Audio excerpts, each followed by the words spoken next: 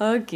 Sûrement que dans le pays où tu vis, il y a tout un tas de bonnes idées qui n'ont pas encore été repérées par les pays aux alentours. Vive le monde! Je te propose un petit tour du monde des bonnes idées, ça fait toujours plaisir et ça peut toujours servir. T'es prêt à décoller? Attache ta ceinture. Direction la Norvège avec les prisons hôtels.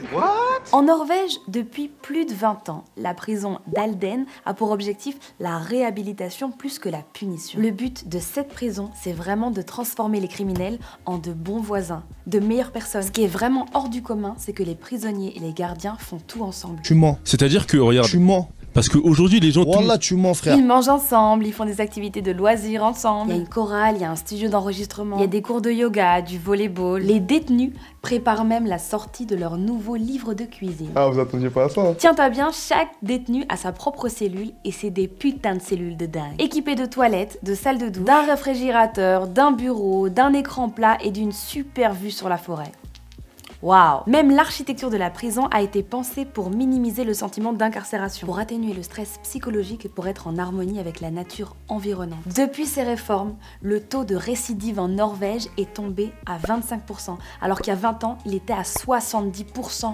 Comme aux États-Unis. C'est beaucoup, non? Bon, évidemment, ça a un prix. Un détenu à la prison d'Halden coûte plus de 110 000 € par an. Alors que dans une prison en France, on tourne autour de 30 à 60 000 € annuels en fonction des conditions d'incarcération. Alors oui, c'est vrai, c'est 2, 3, voire 4 fois plus cher, mais puisqu'on diminue le taux de récidive, finalement, c'est quand même un gain pour la société. Pour ma bonne idée suivante, je te propose de me suivre en République tchèque. Je trouve cette idée vraiment tellement super bonne que j'aimerais bien qu'on le fasse aussi en Belgique et en France. Déjà, faut savoir que là-bas, si tu conduis, la tolérance en termes de grammes d'alcool par litre de sang est de 0. Ça veut dire nada, ça veut dire rien du tout, ça veut dire wello. Je pense, je sais même plus, t'as vu, je sais pas dire, j'ai pas... Oh là là là. Du coup, il y a quelques années, ils ont créé Drink SOS. Waouh!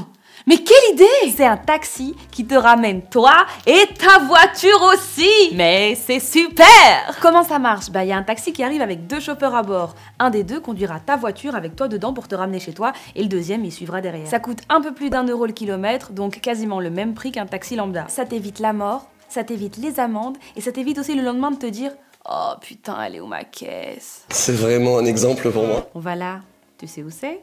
C'est le Japon. Là-bas, la super bonne idée qui peut-être ne sera pas une bonne idée pour toi, c'est que les élèves nettoient eux-mêmes leur propre école. Oh les bâtards.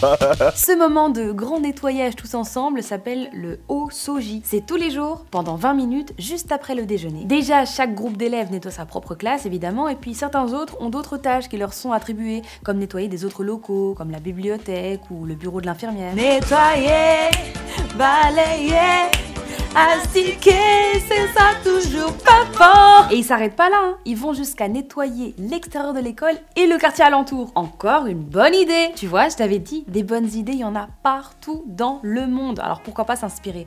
Toi, dis-moi dans ton pays, c'est quoi la bonne idée? Tu me le mets en commentaire et moi, je lirai tout ça en détail. Jusqu'à la prochaine escale. Et à demain, ou pas.